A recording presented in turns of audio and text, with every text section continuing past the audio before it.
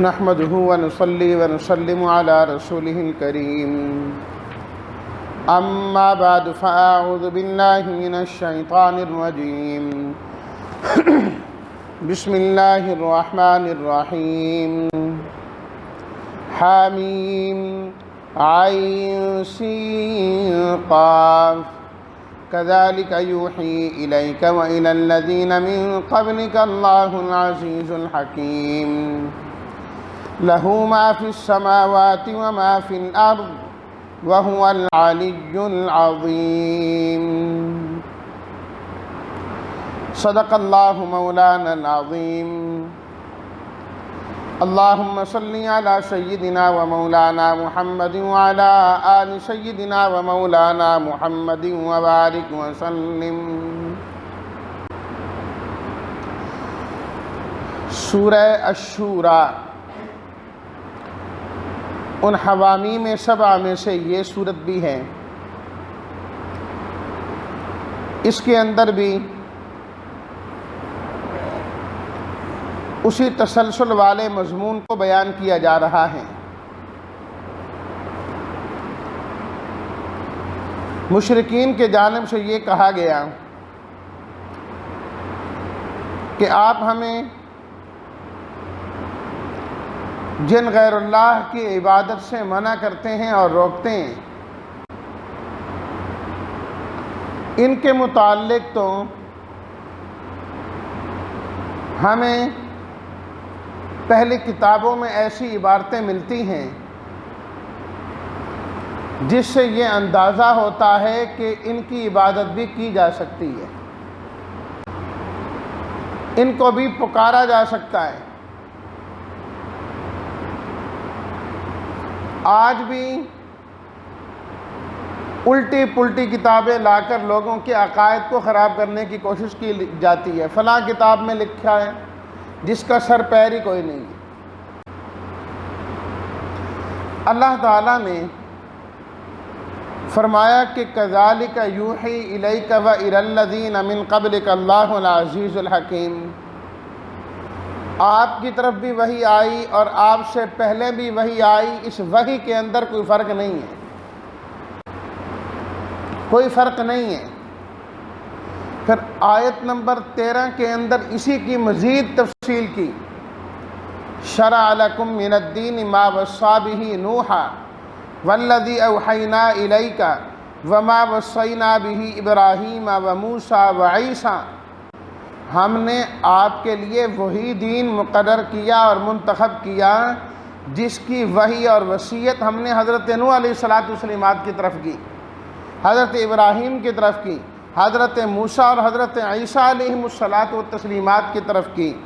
ان تمام کا خلاصہ یہ ہے ان اقیموا الدین ولا تتفرقوا فیہ، کہ تم دین کو قائم کرنے والے بنو، اس کے اندر اپنی طرف سے تفریق نہ کرو، اور ایک اللہ کی طرف متوجہ ہونے والے بنو، غیر کی طرف متوجہ ہونے والے نہ بنو۔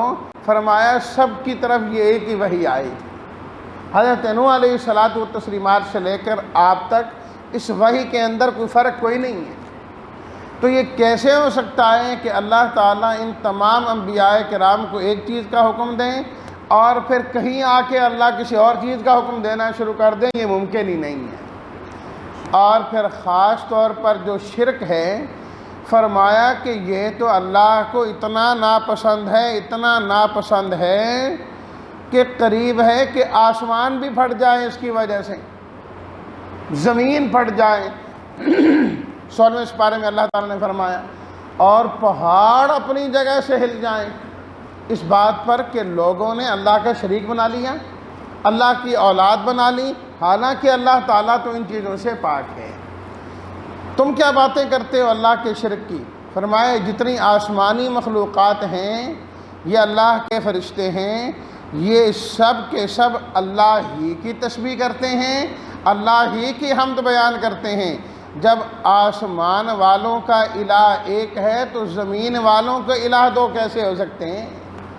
وَهُوَ الَّذِي فِي السَّمَاءِ إِلَٰهٌ وَفِي الْأَرْضِ إِلَٰهٌ، آسمان کا الہ بھی وہی ہے اور زمین کا الہ بھی وہی ہے، کوئی الگ الگ نہیں۔ جب ان کا الہ ایک ہے اور وہ اس چیز کا اقرار کرتے ہیں تو تمہیں بھی اس چیز کا اقرار کر لینا چاہیے، تمہیں بھی مان لینا چاہیے۔ پھر اللہ تعالیٰ نے آپ علیہ الصلاۃ والتسلیمات کو خطاب کیا اور آپ کے ذریعے سے پوری امت کے ان لوگوں کو خاص طور پر جو دین کی دعوت دینا چاہتے ہیں اور دین کا جو ہے نا کام ہمیشہ جاری رکھنا چاہتے ہیں، فرمایا کہ ان کو یہ کرنا چاہیے فَلِذَلِكَ فَادْعُوا، ہمیشہ اللہ کی طرف بلاتے رہیں، ایک دن کا کام نہیں، ہمیشہ لوگوں کو دعوت دیتے رہیں۔ وَاسْتَقِمْ، نمبر 2 استقامت ہونی چاہیے، استقامت ہونی چاہیے، یہ نہیں کہ ایک دن کیا اور پھر چھٹی، یہ کام تو ہمیشہ کے ہے، تسلسل کے ساتھ کرنا ہے۔ وَلَا تَتَّبِعْ أَهْوَاءَهُمْ، دین کے داعی کو چاہیے کہ لوگوں کی خواہشات کی اتباع نہ کرے، یہ چاہتا ہے، یہ چاہتا ہے، میں یہ بات کروں گا، یہ ناراض ہو جائے گا، یہ دور ہو جائے گا، فرمایا چھوڑو اس بات کو، لوگوں کی خواہشات کی پیروی نہیں، اور اپنا عقیدہ بتائیں۔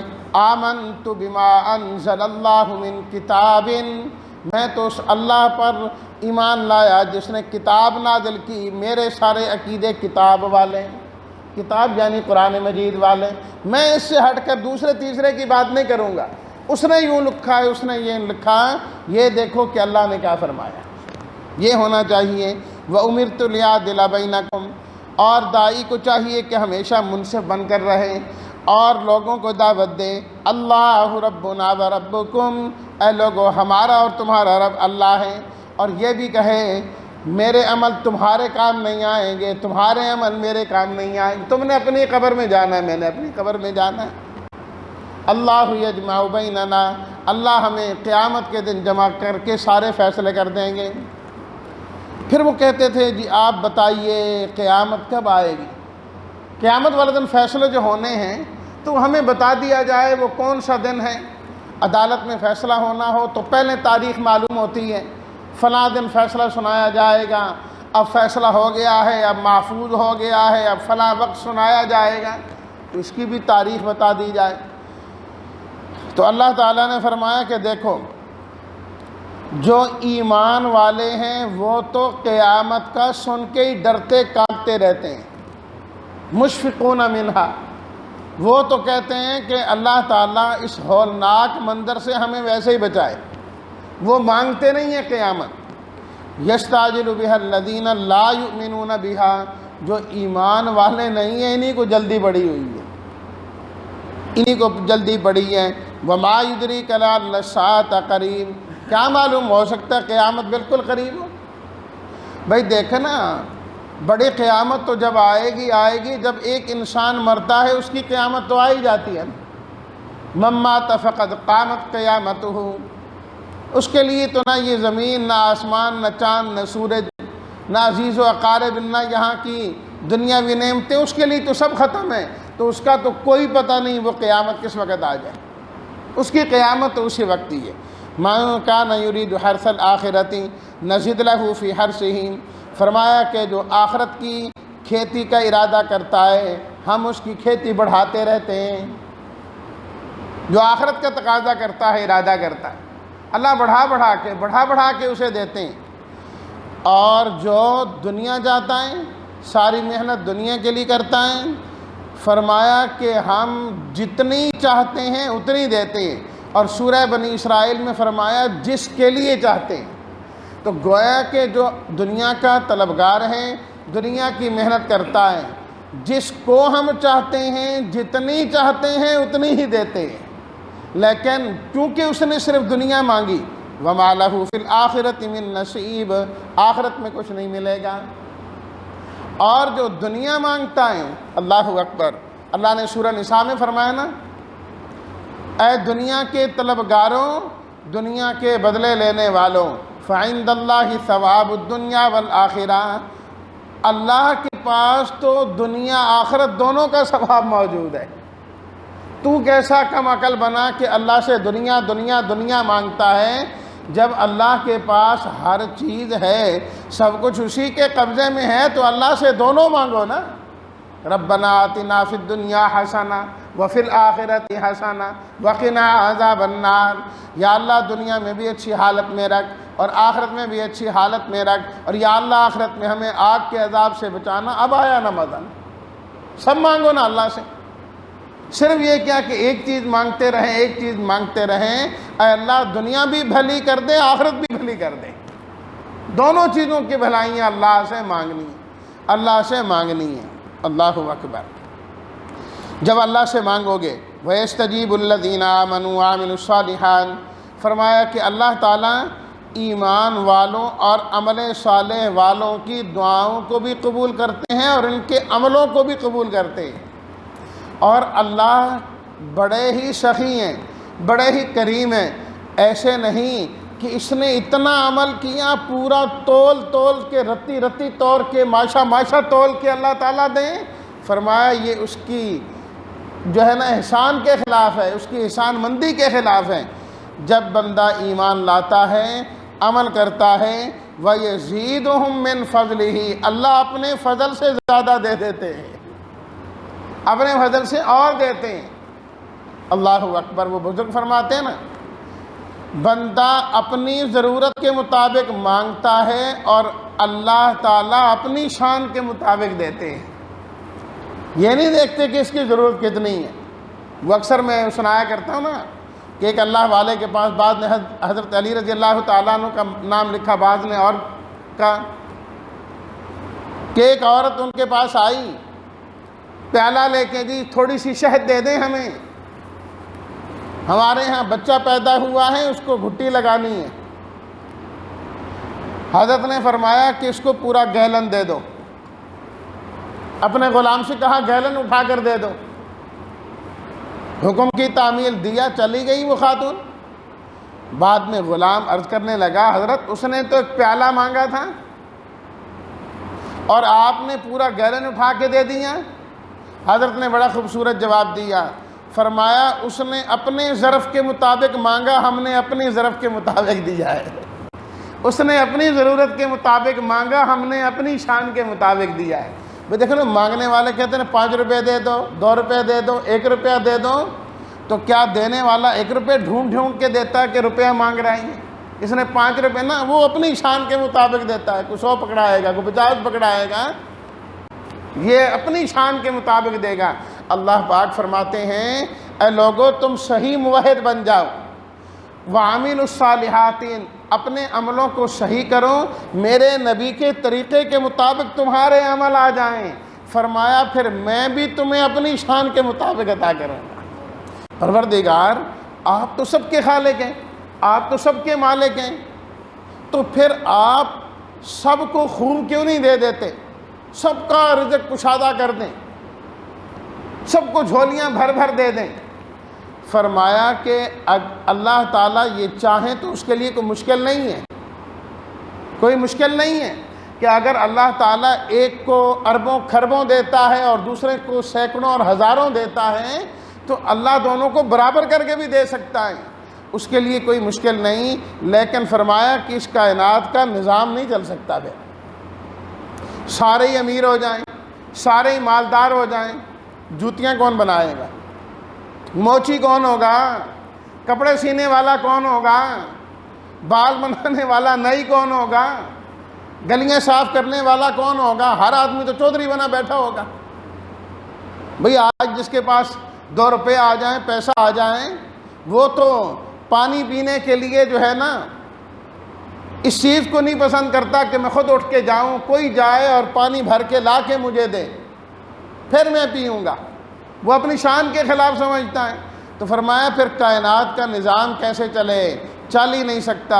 ہم نے کسی کو امیر کر دیا، کسی کو غریب کر دیا، کسی کو زیادہ دے دیا، کسی کو تھوڑا دے دیا۔ جس کے پاس زیادہ ہے وہ خرچ کر کے نعمت کماتا ہے، وہ بھی خوش ہو جاتا ہے، اور جو غریب آدمی ہے اس کو رزق مل جاتا ہے، وہ بھی خوش ہو جاتا ہے۔ وہ بھی صبح بھاگ بھاگ کے اڈے پہ جا رہا ہوتا ہے موچی کہ میں نے کمانا ہے، پوری دن بیٹھتا ہے، پالش کر رہا ہے، ٹانکے لگا رہا ہے، یہ کر رہا ہے، وہ کر رہا ہے، شام کو 200-500 روپے کما کے بڑا خوش ہو کے جا رہا ہوتا ہے کہ دیہڑی لگ گئی ہے، آج کام بن گئے ہیں۔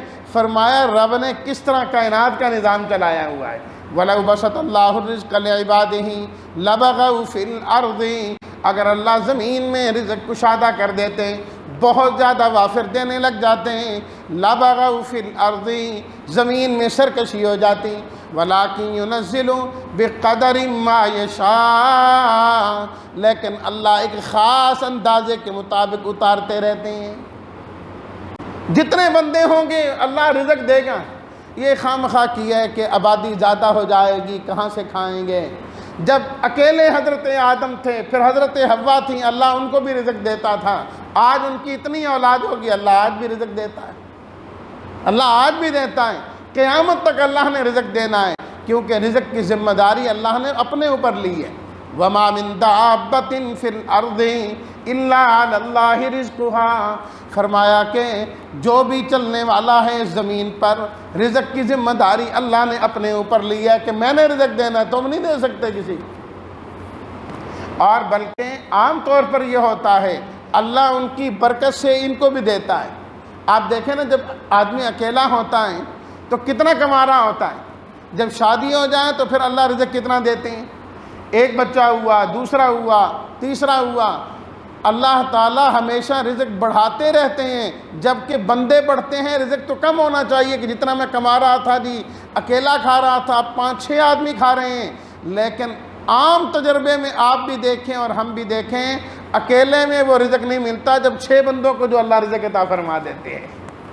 بالکل واضح طور پر مثال موجود ہے، کوئی فلسفیانہ بات نہیں ہے۔ وَلَٰكِن يُنَزِّلُ بِقَدَرٍ مَّا يَشَاءُ، اللہ تعالیٰ اندازے کے مطابق جتنا چاہتے ہیں نازل کرتے ہیں۔ فرمایا کبھی بارشوں کا نظام دیکھا ہے تم نے؟ تم بالکل نا امید ہو چکے ہوتے ہیں، اب کچھ نہیں ہوگا۔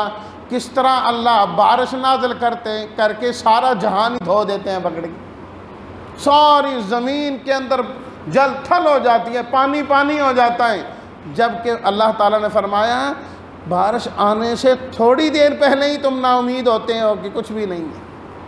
تو اللہ جو بارش عطا کرتا ہے نا، رزق بھی وہی عطا کرتا ہے، رزق بھی ادھر سے ہی آتا ہے۔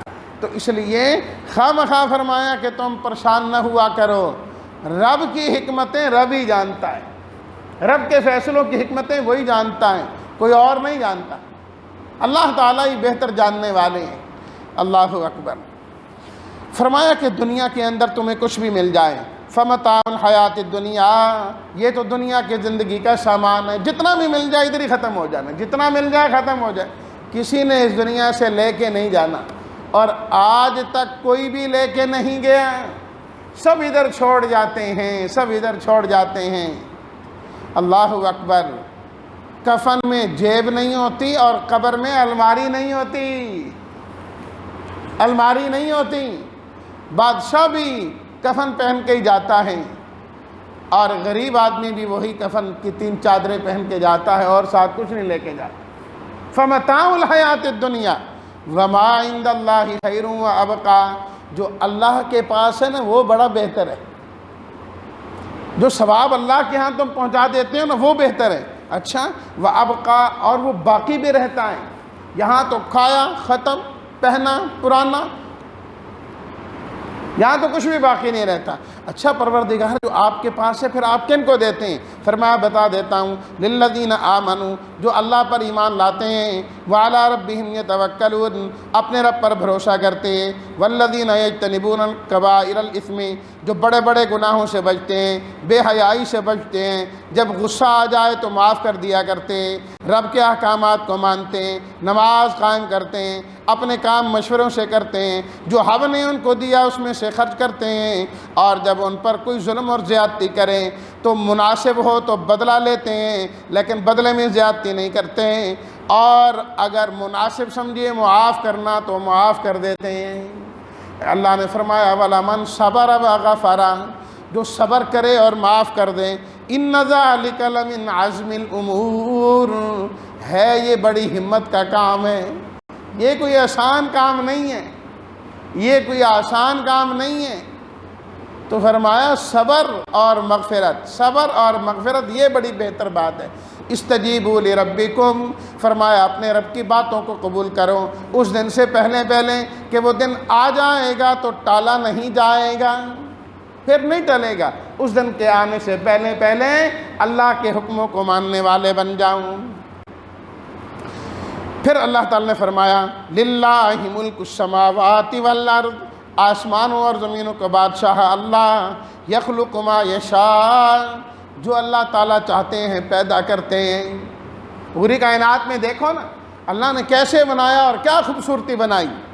یہب لمن یشاء اناثا، اللہ تعالیٰ جسے چاہتا ہے بیٹیاں دیتا ہے، جسے چاہتا ہے بیٹے دیتا ہے، جسے چاہتا ہے بیٹے اور بیٹیاں دونوں دیتا ہے۔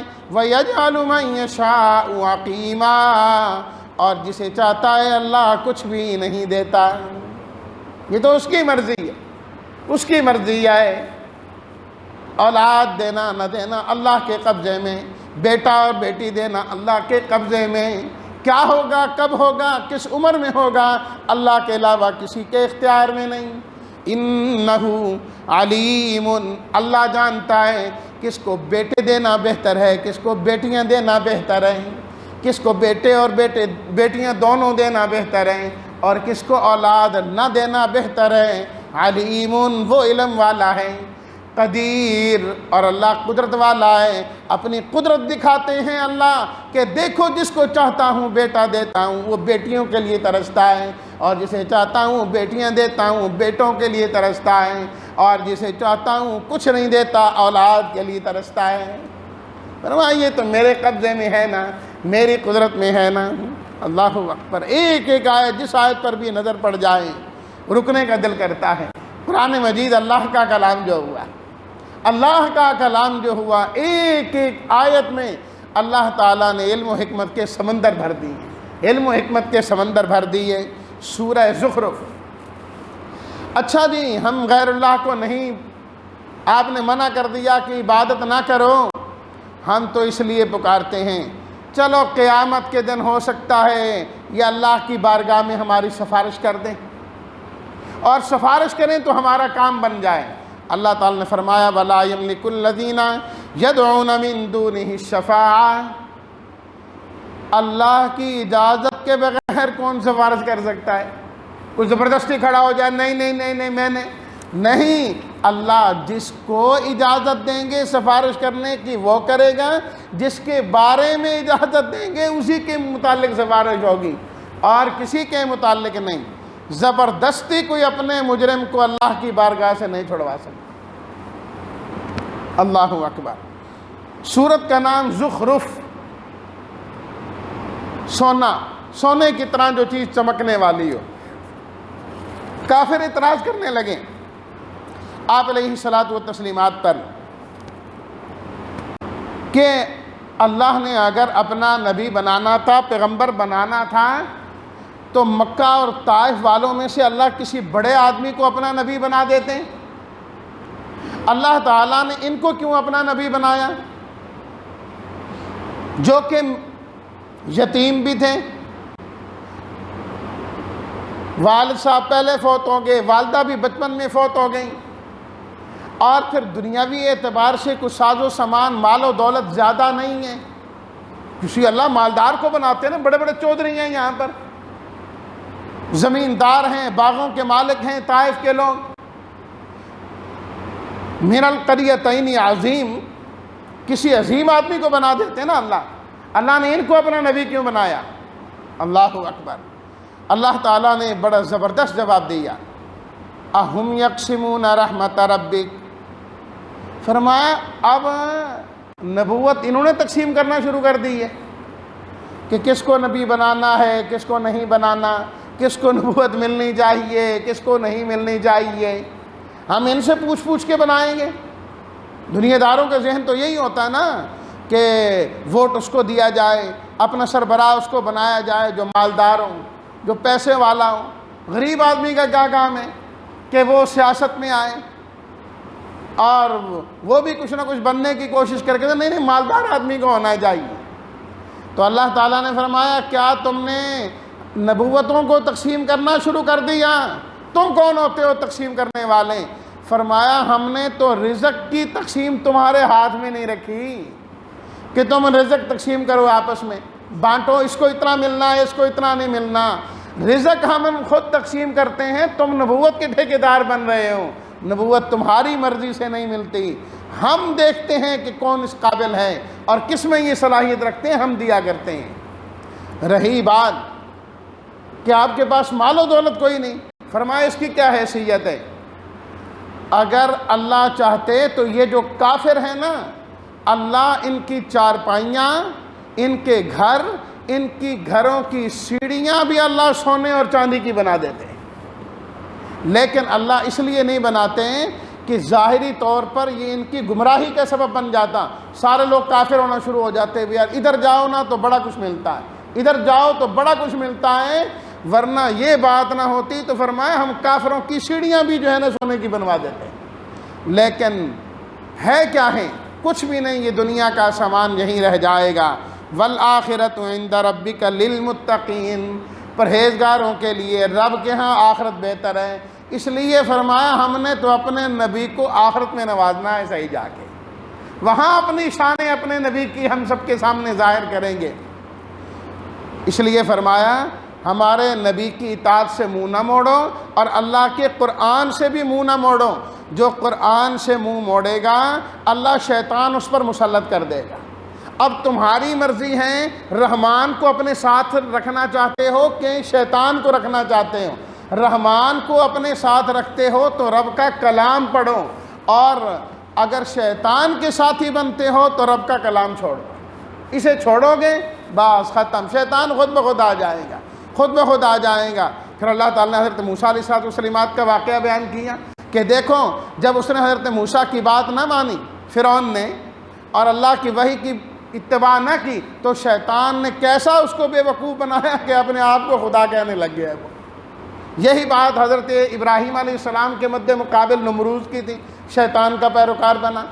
فرمایا کہ ان عیسائیوں کو دیکھو، حضرت عیسیٰ علیہ السلام کے بارے میں کیا ان کے عقائد ہیں، یہ شیطان کی پیروی نہیں ہے تو اور کیا ہے؟ حضرت عیسیٰ تو خود کہہ کے گئے ان اللہ هو ربی و ربکم فاعبدون، اللہ ہی میرا اور تمہارا رب ہے، یہ اس کو اسی کی عبادت کرو۔ یہ اس کو چھوڑ کر حضرت عیسیٰ کو خدا کا بیٹا کہنا شروع کر دیا۔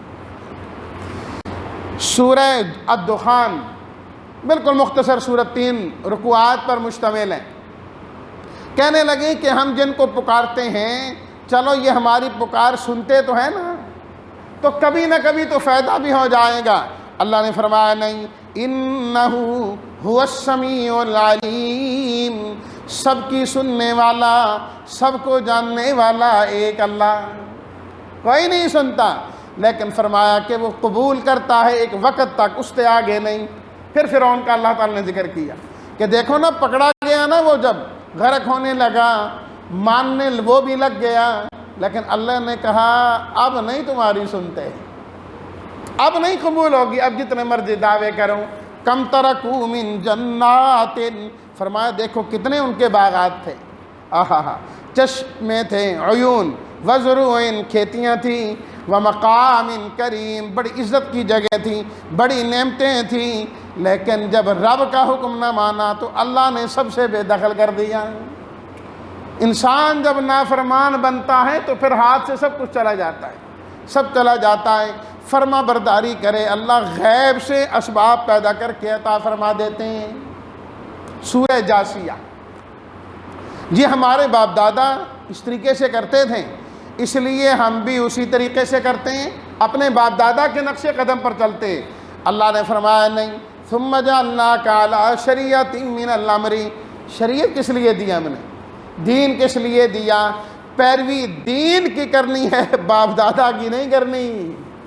دین ہم نے نازل کیا ہے، اس کے پیروکار بنو، نہیں پیروکار بنو گے وَتَرَىٰ كُلَّ أُمَّةٍ جَاثِيَةً، قیامت کے دن فرمایا اوندھے منہ گر کے پڑے ہو گئے۔ فَلِلَّهِ الْحَمْدُ رَبِّ السَّمَاوَاتِ وَرَبِّ الْأَرْضِ رَبِّ الْعَالَمِينَ، تمام تعریفوں کا مالک وہ اللہ جو آسمانوں کا بھی رب ہے، زمینوں کا بھی رب ہے، تمام جہانوں کا رب ہے۔ وَلَهُ الْكِبْرِيَاءُ فِي السَّمَاوَاتِ وَالْأَرْضِ، آسمان اور زمین میں بڑائی اسی کی، سب پر وہ غالب۔ 7ویں اور آخری سورت سورہ احقاف، حامیم کی 7ویں سورت۔ اللہ اکبر، اللہ کی توحید اور باقی چیزوں کے ساتھ ساتھ ماں باپ کی اطاعت کا اللہ تعالیٰ نے حکم دیا۔ فرمایا کہ اولاد دو قسم کی ہوتی ہے، ایک بڑی فرمانبردار جو اپنی ماں باپ کے لیے، اپنے ماں باپ کے لیے دعائیں کرنے والے ہوتے ہیں کہ اللہ جو آپ نے نعمتیں ہمیں دی، ہمارے ماں باپ کو دی، ان کا شکر ادا کرنے والا بنا۔ یا اللہ ہماری اولاد کو بھی نیک بنا دے، وَأَصْلِحْ لِي فِي ذُرِّيَّتِي، یا اللہ یہ نیکی اسی طریقے سے چلنی چاہیے۔ فرمایا کہ ان لوگوں کے اعمال ہم قبول کرتے ہیں، اور وہ جو اپنے ماں باپ کو ستائیں، فرمایا وہ کبھی سکون کے ساتھ زندگی بسر نہیں کر سکتے۔ تو کہنے لگے کہ ہم غیر اللہ کو تو پکارتے ہیں، کام تو ہمارا بن ہی جاتا ہے۔ دیکھو نا، اللہ کو جو پکار رہا ہے اس کو بھی رزق مل رہا ہے، سب کچھ اسے بھی مل رہا ہے، اور جو غیر کو پکارتا ہے ملتا تو اسے بھی ہے، کام تو پھر وہ بھی آگے۔ اللہ نے فرمایا یہ غلط، فَلَوْلَا نَصَرَهُمُ الَّذِينَ اتَّخَذُوا مِن دُونِ اللَّهِ قُرْبَانًا آلِهَةً، یہ جو قوم عاد تھی، یہ جو قوم سمود تھی، بڑی طاقتوں کے مالک تھے، غیر اللہ کو پکارتے تھے۔ جب اللہ کی پکڑ آئی تو ان الہوں نے کیوں نہ بچایا، ان کو نہیں بچا سکے نا۔ تو اس لیے غیر اللہ کو پکارنا کوئی فائدہ نہیں، فائدہ اللہ کی ذات کی طرف سے پہنچتا ہے۔ اور پھر بالکل آخر میں اللہ تعالیٰ نے اس واقعے پر اس سورت کو ختم کیا، 7ویں سورت کو۔ فرمایا اللہ تمہارا محتاج نہیں ہے، تم مانو گے تمہارا فائدہ ہوگا، نہیں مانو گے اللہ تمہاری جگہ اور لوگوں کو لے کے آ جائیں گے۔ اللہ کو کیا ہے، اور لوگ آ جائیں گے۔ اللہ اکبر۔ فرمایا کہ دیکھتے نہیں، آپ علیہ الصلاۃ والتسلیمات ایک میلہ لگتا تھا عکاظ میں، اس کی طرف جا رہے تھے۔ فجر کی نماز آپ نے مقام نخلا میں، وادی نخلا میں پڑھائی۔ اس سے پہلے جنات آپ علیہ الصلاۃ والتسلیمات کی آمد سے قبل اوپر چلے جایا کرتے تھے، باتیں سنتے۔ اب اوپر جانا بند ہو گیا، پریشان ہوئے کہ یار ہوا کیا ہے، ہمارا اوپر جانا بند ہو گیا۔ انہوں نے مختلف جماعتیں تشکیل دی کہ جا کے تلاش کرو کیا واقعہ ہوا۔ انہی جماعتوں میں سے ایک جماعت گھومتی پھرتی وہ بھی اسی وادی میں پہنچی جہاں اللہ کے نبی فجر کی نماز پڑھا رہے تھے، اور فجر کی نماز میں قرآن کی تلاوت کر رہے تھے۔ وَإِذْ صَرَفْنَا إِلَيْكَ نَفَرًا مِّنَ الْجِنِّ يَسْتَمِعُونَ الْقُرْآنَ، جب وہ آئے تو آپ فجر کی نماز میں قرآن کی تلاوت کر رہے ہیں، آتے ہی قرآن غور سے سننے لگے اور آپس میں ایک دوسرے کو کہنے لگے خاموش ہو جاؤ، بولنا نہیں ہے۔ اور قرآن کا ادب یہ ہے کہ جب قرآن پڑھا جائے نماز میں یا غیر نماز میں تو خاموشی سے سننا چاہیے، خاموشی سے سننا چاہیے، بولنا نہیں۔ خود قرآن مجید میں اللہ نے فرمایا جب انہوں نے یہ ادب کیا تو اللہ نے ان کو ایمان لانے کی توفیق عطا فرما دی۔ 9 جن تھے، وہ 9 قرآن سنا، ایمان لائے، اور آپ علیہ الصلاۃ والسلام سے ملاقات نہیں کی، فوراً واپس چلے گئے، جا کے اپنے لوگوں کو بتایا کہ جی ہمیں پتہ لگ گیا ہے وہ کیا ہوا ہے، اللہ کے نبی تشریف لائے ہیں جو حضرت موسیٰ علیہ الصلاۃ والسلام کے بعد ہیں، اس طرح کی باتیں کہ جس سے معلوم ہوتا تھا وہ تورات پر ایمان لانے والے وہ جنات تھے۔ اور جا کر انہوں نے اپنی قوم کو ایمان کی دعوت دی بڑے زبردست انداز میں، جو اللہ تعالیٰ نے ان کی تقریر یہاں پر ذکر کی۔ وقت ہوا تو جب سورہ جن آئے گی نا وہاں پر میں ذکر کروں گا، اب تو وقت زیادہ ہو رہا ہے۔ تو انہوں نے ان کو ترغیب دی اور ان کو کہا چلو آؤ ایمان لاتے ہیں۔ 9 آدمی آئے تھے، گئے، واپس گئے، ان کو تیار کیا، 300 آدمی تیار ہو کر آپ علیہ الصلوۃ والسلام کے پاس آ گئے جنات کے، اور آپ سے ملاقات کی۔ اور پھر وقتاً فوقتاً وہ جنات آپ علیہ الصلوۃ والسلام کے پاس آتے رہے، تقریباً 6 مرتبہ ان کا آنا ثابت ہے کہ آپ علیہ الصلوۃ والسلام نے 6 مرتبہ صرف جنات کے مجمع سے خطاب کیا آپ نے، کہ اس میں انسان میں جنات کو آپ نے خطاب کیا۔ ویسے انسانوں کو کر رہے ہیں اس میں تو آ ہی جایا کرتے تھے اور آتے رہتے ہیں مختلف جگہوں میں، لیکن 6 مرتبہ ایسا بھی ہوا۔ تو فرمایا اللہ کو تمہارا محتاج نہیں ہے، ماننے والے بن جاؤ تو ٹھیک ہے، رب کی ماننے والی مخلوقات بڑی ہیں، اللہ ہمیں ماننے والا بنائے۔ الحمدللہ رب العالمین والصلاۃ والسلام علی رسولہ الکریم وعلی آلہ وصحبہ اجمعین۔ ربنا تقبل منا انک انت السمیع العلیم وتب علینا انک انت التواب الرحیم۔ اللہم اعنا علی ذکرک وشکرک وحسن عبادتک، اللہم وفقنا لما تحب وترضى، اللہم اہدنا وسددنا، اللہم الہمنا رشدنا واعذنا من شرور انفسنا ومن سیئات اعمالنا۔ وصلی اللہ تعالیٰ علی خیر خلقہ محمد وآلہ واصحابہ اجمعین برحمتک یا ارحم الراحمین۔